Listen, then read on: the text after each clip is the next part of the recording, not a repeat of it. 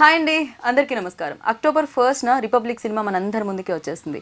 రాజ్యాంగం గురించి తెలియజేస్తూ, రాజకీయాల్ని ప్రశ్నిస్తూ ఈ సినిమా ఆద్యంతం మనందరినీ ఎంటర్టైన్ చేయడానికి అండ్ ఎన్నో నేర్పించడానికి, ఎన్నో తెలియచేయడానికి, మనం అంటే తెలుసుకోకుండా వదిలేసిన వాటన్నిటిని గుర్తు చేయడానికి ఈ ఫిలిం మన ముందుకు వస్తుందని చెప్పుకోవచ్చు. ప్రస్థానం అన్న ఒక అద్భుతమైన చిత్రాన్ని మనందరికీ అందించిన డైరెక్టర్ దేవకట్ట గారు దీనికి దర్శకత్వం వహించారు. సో మణిశర్మ గారి సంగీత సారథ్యంలో సాయి తేజ్, ఐశ్వర్య రాజేష్ నటించిన చిత్రమే మన రిపబ్లిక్. మరి ఈ ఫిలిం గురించి మాట్లాడడానికి నాతో పాటు great and sensible director Deva Katta గారు and amazing actress Aishwarya Rajesh ఉన్నారు. మాట్లాడేద్దామా? రండి. హాయ్ అండి. Hi hi hi hi. ఎలా ఉన్నారు? Good, little tired from the event, but feeling good, very excited the way it went out. Of course నేను ఇంకో చైర్ని ఇక్కడ మిస్ అవుతున్నాను. తేజ్ కూడా ఉండుంటే బాగుంటుంది. ఈ సక్సెస్ తను ఇంకా తొందరగా కోలుకునేలా చేయాలని మనస్ఫూర్తిగా కోరుకుంటున్నాను. అలా ఆ పాజిటివ్ ఎనర్జీతో మనం స్టార్ట్ చేద్దాం ఇంటర్వ్యూని.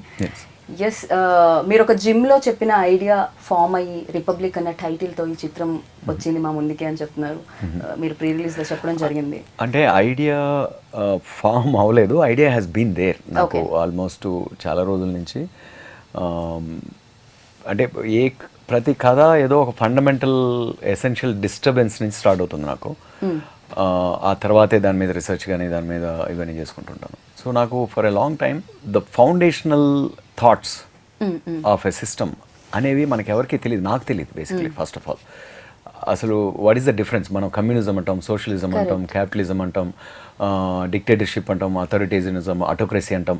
ఇవన్నీ ఏంటి అని ఒకరోజు మొత్తం ఈ వ్యవస్థలన్నింటి గురించి, సిస్టమ్స్ గురించి ఐ వాజ్ గోయింగ్ త్రూ. ఎందుకంటే అల్టిమేట్లీ మనం అందరం సోషల్ బీయింగ్స్. సో మనం social life is what makes us basically. So అలాంటప్పుడు ఏ సిస్టంలో ఉన్నాము ఏంటి అనే క్వశ్చన్స్ రైజ్ అయినాయి, కంటిన్యూస్గా హాంటింగ్గా ఉన్నాయి. So what is the democracy and ఫండమెంటల్గా దాని నార్మ్స్ ఏంటి అనే క్వశ్చన్ నాకే ఆన్సర్ తెలియదు అంటే, ఒక ఎంఎస్ చదివి వచ్చినట్టుగా నాకే ఆన్సర్ తెలియదు అంటే ఇంకా ఎవరికీ ఏం తెలియదు కదా. నా అది ఒక క్యాన్వాస్ కింద తీసుకొని again at the end of the day ఒక ప్రస్థానం లాంటి ఒక హ్యూమన్ డ్రామా రిపబ్లిక్ కూడా. బట్ ఆ డ్రామా వెనక ఉన్న క్యాన్వాస్, అది అడ్రస్ చేసే టాపిక్స్, కాన్ఫ్లిక్ట్ పాయింట్స్, ఇదైతే ఎలా ఉంటుంది about the democracy and governance అనుకుంటూ ఉన్నప్పుడు తేజ్కి నేను చెప్పిన ఐడియా అంతా ఒకటే. ఏంటంటే we are all living under the illusion that there is governance and democracy, but we are yet to discover it. అంటే మనం 75 ఏళ్ళుగా ప్రభుత్వం ఉంది, ప్రజాస్వామ్యం ఉందన్న భ్రమలో బతుకుతున్నాం, కానీ అది ఎలా ఉంటుందో కూడా మనకు తెలియదు అనేది పాయింట్. ఓకే, అంటే తను ఎక్కువ పాలిటిక్స్ ఫాలో అవడు, అసలు పొలిటికల్ కాదు by nature. Just as a normal human బీయింగ్గా కరెక్టే కదా, నాకు తెలీదు. Yes, this should be subject అని he got connected to it. So ఆ ఐడియాగా ఉన్నింది ఆ రోజు. ఆ రోజే ఈ ఐడియాను ఇంకొకరి దగ్గరికి వెళ్ళనివ్వకుండా ఇది నాతోనే చేయాలని ప్రామిస్ చేయండి అని అప్పుడు మంచి హిట్స్తో హైలో కూడా ఉన్నాడు తేజ్. సో ఇన్ఫ్యాక్ట్ నన్ను ఎక్కువ మంది నమ్మని టైంలో నాకు పూర్తిగా అంటే తను నేను ఎక్కడ పారిపోతానో అని హోల్డ్ చేసుకున్నాడు ఈ ఐడియాని. హోల్డ్ చేసుకోవడమే కాకుండా ఆ రోజు నుంచి నన్ను ఎవ్వరూ డిస్టర్బ్ చేయను. ఫస్ట్ ఆఫ్ ఆల్ మీరు స్క్రిప్ట్ 100% చేసుకున్న తర్వాతే మనం ప్రొడ్యూసర్ని ఫిక్స్ చేద్దాం.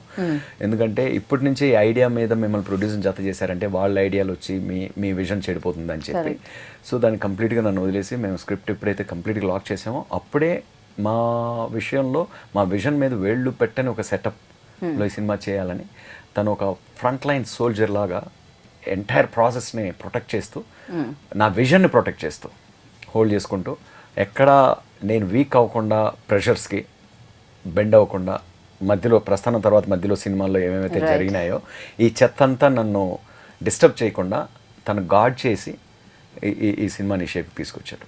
అంటే ఈ చిత్రానికి చిత్రంలో అండ్ చిత్రం వెనక సాయి తేజ్ అన్నమాట. He was the driving force.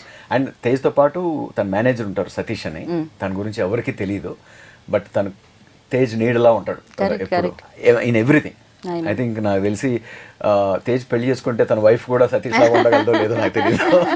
అంత అంటే దట్స్ హౌ మచ్, అంటే ఫ్రమ్ కెరియర్ బిగినింగ్ నుంచి, తేజ్ కెరియర్ బిగినింగ్ నుంచి highs and lows and success and failures అన్నిట్లోనూ తను ఫస్ట్ ఐడియా విన్న రోజు నుంచి సో ఒకవేళ తేజ్ చుట్టుపక్కల లేడంటే తను వచ్చేవాడు అనమాట ఇంటికి, ఏం చేస్తున్నావు, స్క్రిప్ట్ అవుతుందా లేదా అని. ఓకే. సో అక్కడి నుంచి మొదలెట్టి ఈవెన్ తను కూడా మొత్తం క్రియేటివ్ ప్రొడ్యూసర్ ఈ సినిమాకి, క్రియేటివ్గా దీన్ని ప్రొటెక్ట్ చేసుకుంటూ అండ్ ప్రొడక్షన్ విషయాలు కానీ, ప్రీ ప్రొడక్షన్ విషయాలు కానీ, పోస్ట్ ప్రొడక్షన్ పబ్లిసిటీ కానీ మొత్తం అంతా కూడా ఆల్మోస్ట్ ఎలా అంటే ఇంకా రా సోల్జర్ ఉంటారు చూడండి, ఇది మొత్తం అంటే లిటరల్గా నా ప్రాణం ఇచ్చేస్తాను దీనికోసం అనే కైండ్ ఆఫ్ ఇలాగ చేశారు. అంటే వాళ్ళిద్దరూ are the main pillars for this film. Always మంచి స్టోరీస్ని చూస్ చేసుకుని ఐశ్వర్య రాజేష్ దీంట్లో స్టెప్ ఇన్ అయ్యి వచ్చారు, రిపబ్లిక్లో తను కూడా ఉన్నారంటే డెఫినెట్గా మీ రోల్ కూడా అంతే ఈక్వల్ ఇంపార్టెన్స్ ఉండుంటుంది.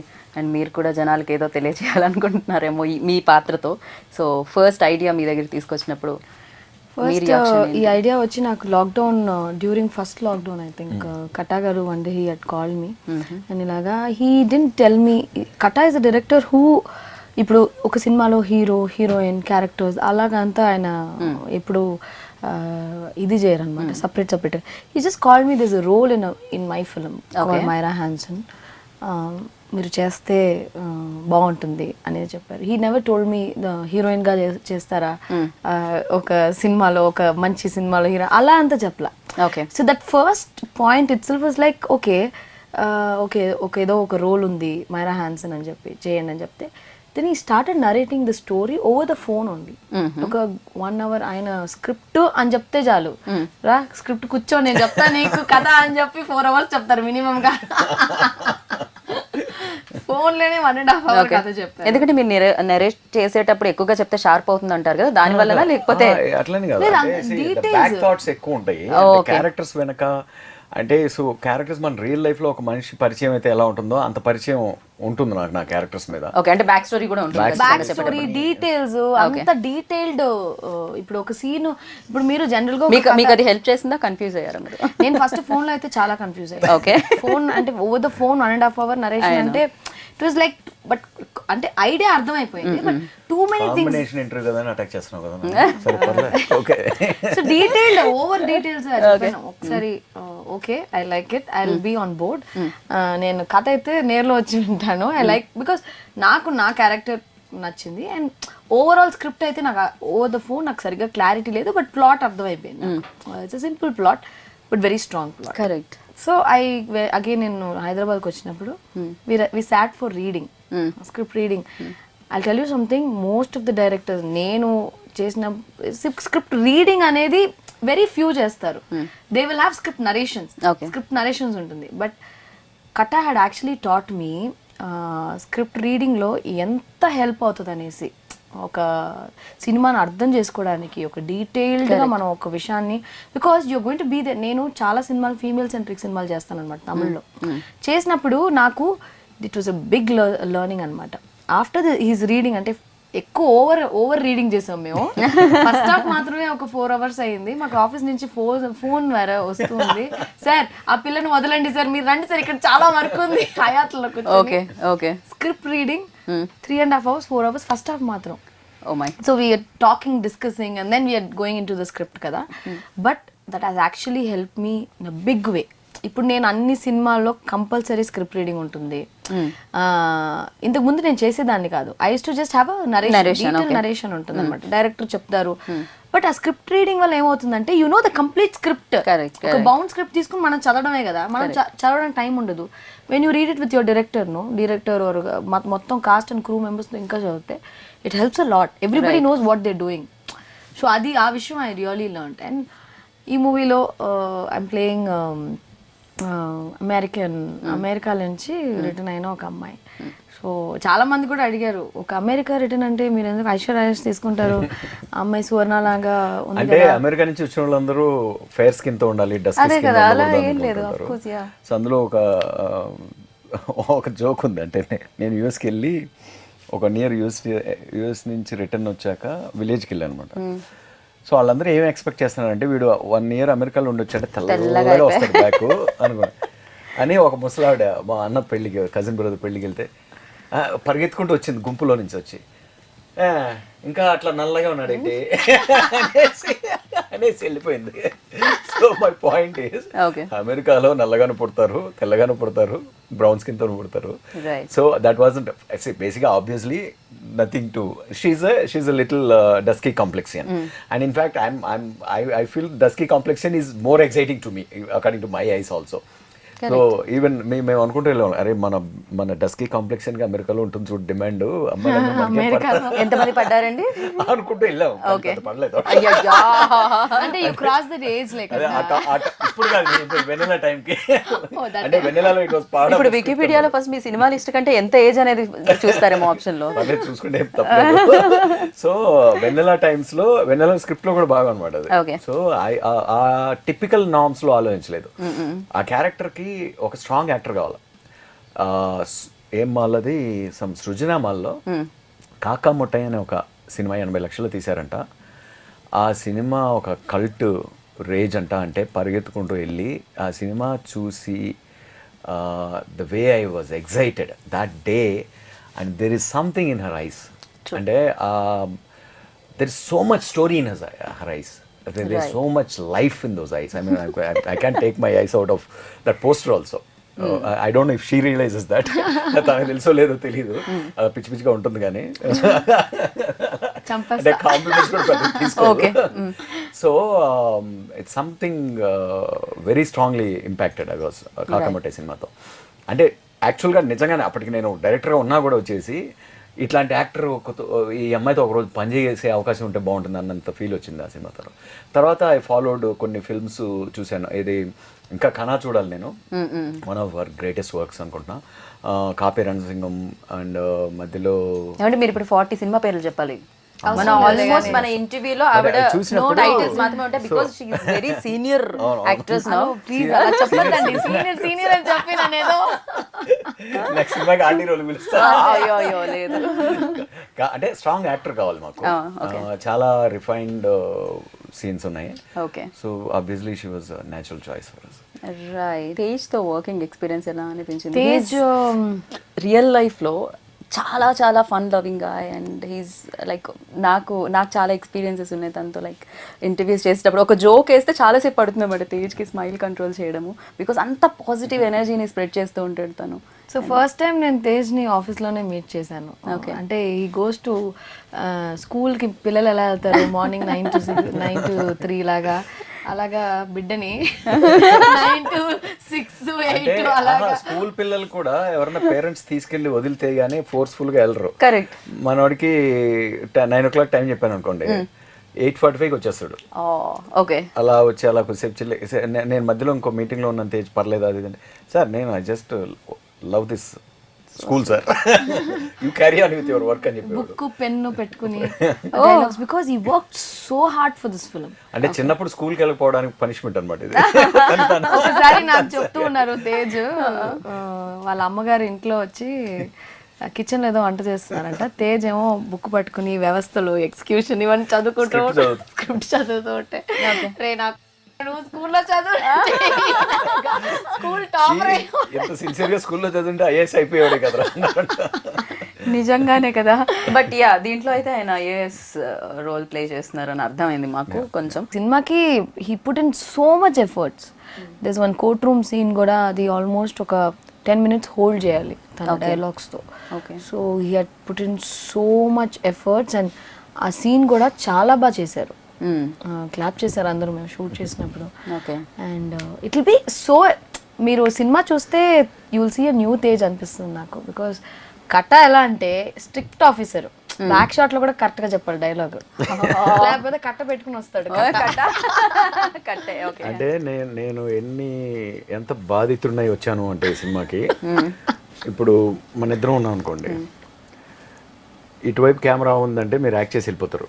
రైట్. మీ వెనక్ సైడ్ కెమెరా వచ్చి నన్ను పాయింట్ చేస్తుందంటే మీ ప్లేస్లో ఎవరినో ఒక డూప్ వచ్చి కూర్చుంటాడు. కరెక్ట్. అంత అటువంటి దారుణాలు ఫేస్ చేసి వచ్చాను.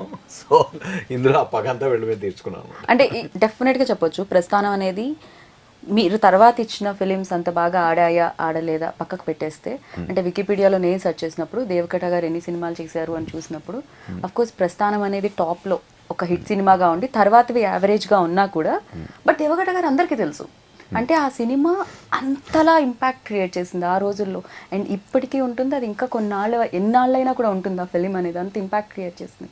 అండ్ దాని తర్వాత మేబీ రిపబ్లిక్ మళ్ళీ ఇంకెవరైనా కాస్త మిస్ అయ్యి ఈ డైరెక్టర్ పేరు ఏమైనా మిస్ అవుతూ ఉంటే వాళ్ళందరికీ మళ్ళీ ఇంకా కొన్నేళ్ల పాటు గుర్తుండిపోయేటట్టు అవుతుందంటారా రిపబ్లిక్? అది మనం చెప్పలేము, అంటే ప్రస్థానం చేసినప్పుడు కూడా నాకు తెలియదు అది ఎలా అవుతుందని. ఓకే. ఓన్లీ థింగ్ ఏంటంటే ఒక కథ ఒక ఎమోషన్ నుంచి పుడుతుంది.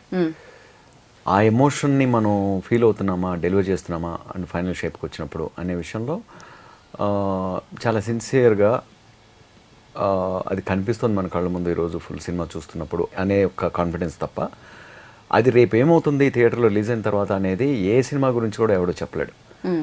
లెట్ ఇట్ బి ప్రస్థానం కావచ్చు, ఎనీ ఫిల్మ్. అంటే ఇప్పుడు శంకరాభరణం లాంటి సినిమా 6 నెలలు రిలీజ్ కాలేదు, డిస్ట్రిబ్యూటర్లు అందరికీ చూపించినా కూడా. సో ఎవరికీ ఆ సైన్స్ తెలియదు.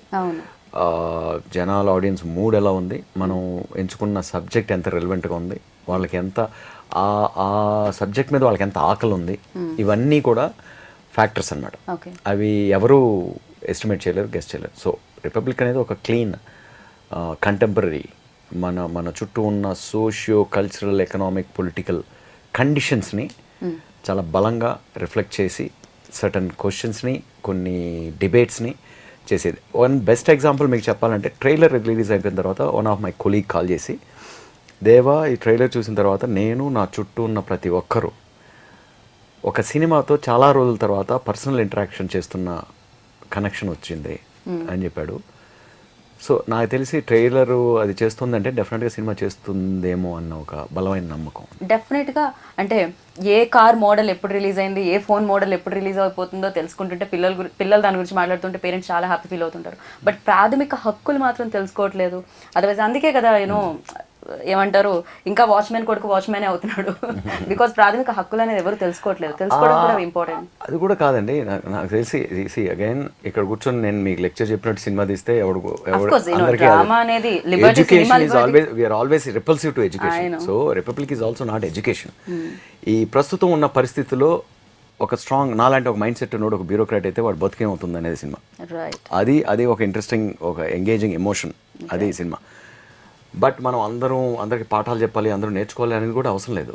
నువ్వు ఎక్కడున్నావో, ఏం చేస్తున్నావో, ఏం గాలి పీలుస్తున్నావో తెలుసుకో అంతే. మనం ఊపిరి ఎలా పీల్చుకోవాలో మనకు తెలియకుండా ఎలా ఉన్నామో, మనం డెమోక్రసీలో ఉన్నామా, ఆటోక్రసీలో ఉన్నామా, డిక్టేటర్షిప్లో ఉన్నామా అన్న విషయం మనం తెలుసుకోవాలి అంటున్నాను. ఇప్పుడు డెమోక్రసీలో ఉన్నామా. ఈ ఫిలిం రిలీజ్ అయిన తర్వాత October 1st ఎంతో కొంతమంది తెలుసుకోవడానికి ప్రయత్నం చేయాలని కోరుకుంటున్నా. చేస్తారని ఆశిస్తున్నారా మీరు?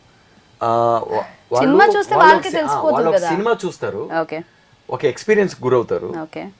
గురైనప్పుడు ఒక వాళ్ళ ఆలోచనలు డిస్టర్బ్ అవుతాయి అంతే. అంతకుపైన ఎవరు ఏం నేర్చుకుంటారు అనేది డిస్టర్బ్ అవుతారు అంతే. కరెక్ట్. ఓకే, అట్లీస్ట్ నేర్చుకోవాలన్న ఒక థాట్ అయినా వాళ్ళలో మొదలైతే బానే ఉంటుంది ఎంతో కొంత. అది నేర్చుకున్న మళ్ళీ అంతే డే టు డే లైఫ్ లో సినిమాలోనే డైలాగ్ ఉంది, వ్యవస్థ మారదు అని డైలాగ్ కూడా ఉంది.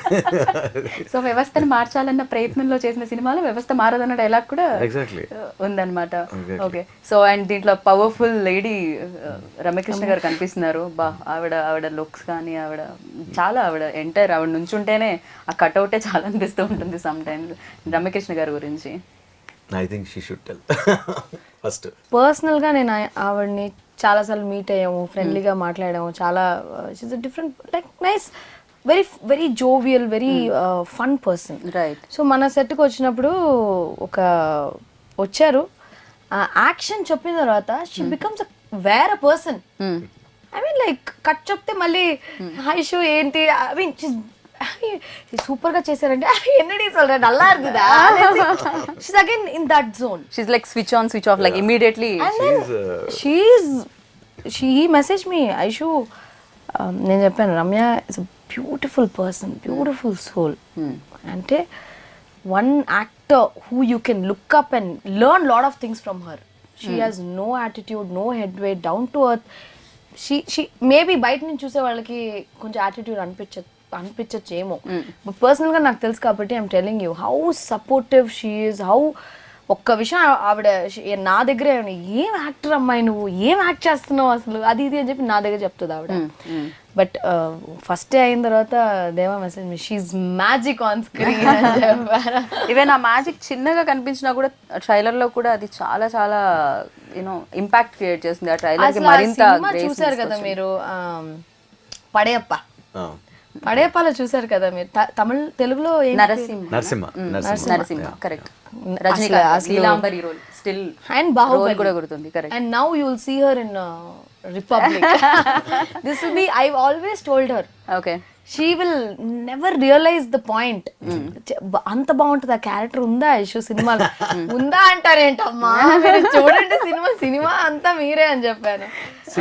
ఆవిడ basically she is a very precious presence and energy. Okay, for example ఒక 5 days ఒక మేజర్ సీక్వెన్స్, ఆ సీక్వెన్స్లో 2 hours షూట్ చేశాను అంతే ఆమెతో.